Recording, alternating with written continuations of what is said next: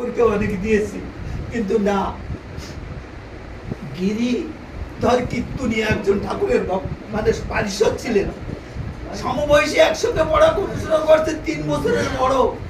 সেই গিরি কীর্তনিয়া বৈষ্ণব লোক, কীর্তনিয়ার দল ছিল, ওনার গলায় তুলসীর মালা ছিল। ঠাকুরের কাছে আসা যাওয়া, হঠাৎ কালো জ্বর বলে, মানে তৎকালীন সময় কালো জ্বর হলে বাঁচত না।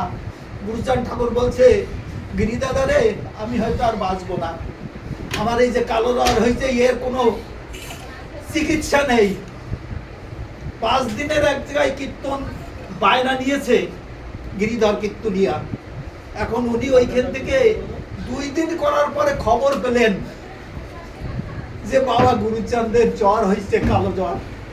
উনি ওইখান থেকে গৃহকর্তাকে বললেন, জমিদারকে বললেন যে আমি 2 দিন হয়েছে আর আমি গান করতে পারবো না, আমার দাদা গুরুচাঁদের জ্বর হয়েছে, সে জ্বরে বড় কষ্ট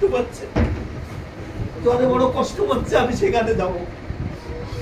উনি চলে আসলেন, আসার পরে বলছে, দাদা তোর গুরু দাদা তোর কি হয়েছে? 3 বছরের বড় ছিল, সহপাঠী, একসঙ্গে পড়াশোনা করছে, ভালোবাসা দেখেন কি দিতে পারে। তো বলছে, আমার তো কালো জ্বর হয়েছে দাদা, আমি তো আর বাঁচবো না। কয়, দাদা তুই কি বলিস? ওকে তার মুখে আনিস না, দরকার হয় তুই থাকবি, আমি চলে যাব। কয়, না, তাই কেউ পারে? একজন মৃত্যু আরেকজন নিতে পারে কি? তখন বললে, না, তাও পারে। উনি ওই ঠাকুরকে প্রণাম করে উনি বাড়ি চলে গেলেন। বলে, গুরুচাঁদ ঠাকুর একটু কথা বলেন, ত্রিজগতের কর্তা, বিশ্বের গুরু, তুমি এই জগৎকে উদ্ধার করতে তুমি এসেছো, তুমি যদি চলে যাও এই জগৎকে উদ্ধার করবে কে? বাড়ি গেলেন, বাড়ি যেয়ে শুয়ে পড়লেন। ঠাকুর চিন্তা করতে করতে উনি শুয়ে পড়ছেন। হঠাৎ এদিকে 1-2 দিনের ভিতর গুরুচাঁদ ঠাকুর সুস্থ হয়ে গেলেন, ভালো লাগছে। বলে, তোরা একটু খোঁজ দিচ্ছিস, 2 দিন পরে গিরি দাদা দেহ রেখেছে। একজন লোক ছুটে আসছে, জোরে সবসময় ওড়াকান্দি গুরুচাঁদ ঠাকুরের কাছে আসা দেওয়া ছিল। গিরিধর উঠে গেছে, যাইয়ে গুরুচাঁদ ঠাকুরকে একটু খবর দিয়া। এখন একজন লোক ছুটতে ছুটতে আসছে গুরুচাঁদ ঠাকুর কাছে, দাঁড়াইছে। গুরুচাঁদ ঠাকুর বলছে, কি খবর দিতে আসছো? গিরি দেহ রাখছে? গিরি আমার কাছে তো দেহ রাখার আগে আমার কাছে এনেছিল, এই সংসার থেকে চলে যাচ্ছি, ঠাকুর আমার শ্রীপাদ পদ্মে ঠাই দিও। ঠাকুরের কাছে কান্না করে ঠাকুরের পায়ের উপর আমাকে বলে গেছে, ও চলে গেছে, আমার মা বাবা শ্রীপাদ পদ্মে ঠাই পেয়েছে। কিছু দিতে না পারলে কিছু পাওয়া যায় না। ঠাকুর বলেছেন যে সদা সত্য কথা বলিবে, সত্য স্বরূপ ঈশ্বর। সত্যকে যে ধরে রাখছে, ঠাকুরকে যে ধরে রাখছে। তাই আমার গুরুচাঁদ ঠাকুর বললেন, আমার বাবার 3টে, একটা সদা সত্য কথা বলিবে, স্ত্রী জাতিকে মাতৃজ্ঞানে দর্শন করিবে, মা বাবার প্রতি ভক্তি করো। যদি কোনো মানুষ এই 3টে করে, আমার বাবাকে ডাকতে হবে না, আমার মা বাবার কোলে সেই মানুষটা শুয়ে আছে। এর থেকে বড় কথা আর জগতে হতে পারে না। শুধু নিজে করবো না, ভাববো না। দশরথ, লোচন, লক্ষীরামন, এদের প্রতি প্রত্যেকের চরিত্র কথা যদি আপনি প্রতিনিয়ত লীলামৃতের মাধ্যম দিয়ে পড়েন, তাদের নাম করেন, যত পাপ আমি করে থাকি সমস্ত পাপ বর্ষিত হবে। আর কেউ বলতে পারেনি। আমার ঠাকুর বলে গেছে যে আমার মা বাবার নাম করে সেই দ্বাদশ পাগল, এরা হচ্ছে অভিন্ন। যদি তা না হবে, এই হীরামন পাগল বেতুড়ে গ্রামে 2 ভাই দুর্গা পুজো করতো, গোবিন্দ আর চৈতন্য।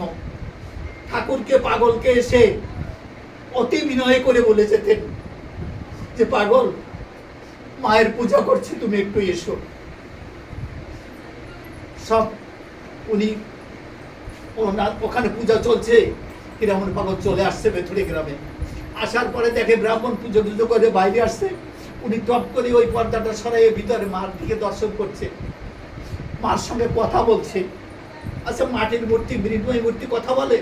তা বলছে, মা, আমি অনেক দূর তো কষ্ট করে আসছি, তোর বক্ষা সুধা একটু পান করা মা। তাহলে ব্রাহ্মণ টানিয়ে সরাই দিচ্ছে, এখন মার কাছে যেতে হয় না, এখন চলে আসো। নিজে সর্বেশ্বর কানিক বললো, পাষাণের মেয়ে অমুক তমুক বললো। অনুরাগের উপরে কিছু নাই, অনুরাগ ছাড়া ঠাকুরকে পাওয়া যায় না। যে এই জীবন ঈশ্বরকে পাবো, সংসারী সবকিছু পাইছি, ঠাকুর তোমাকে কেন পাবো না? তুমি সর্বসত্তায়, জায়গায় তুমি বিরাজ করছো, তুমি ভিন্ন আমি নাই, আমার ভিতরে তুমি তো আছো, তুমি ভিন্ন আমি, যে আমি বলতেছি, আমিটা বিচার করতে গেলে তো তুমি, এই তো জ্ঞান। তখন যখন ব্রাহ্মণ চলে গেছে, মারা এইরকম ভাবে অনুরাগ ভরে গালিগালাজ করছে, মৃন্ময়ী মূর্তি, মাটির মূর্তি চিন্ময় হয়ে সাকার হয়ে, তখন যে কান্দের উপরে হাত দিয়ে বক্ষে মুখ লাগিয়ে সেই জীবন্ত মূর্তি দুর্গা দেবীর বক্ষ জুতা পান করে পাগল জয় হরিবল গৌর হরিবল বলতে বলতে ওখান থেকে চলে আসি। মৃন্ময়ী মূর্তিকে যে চিন্ময় করে, অভিন্ন কি, এরা ভিন্ন কি? সেই গোড়াকান্দের রামেশ্বরকে দেহ মন প্রাণ সমর্পণ করেছে, তাই তো এসব ঘটে। শুধু জীবনে গোনা দিন চলে যাচ্ছে। আমার বাবা এই জীবনে একবার গুরুচাঁদ ঠাকুরকে দেখছেন, বারবার বাবাকে জিজ্ঞেস করতাম যে বাবা, গুরুচাঁদ ঠাকুরকে কেমন দেখেছেন, কেমন মানুষ? যুবক বয়সে উনি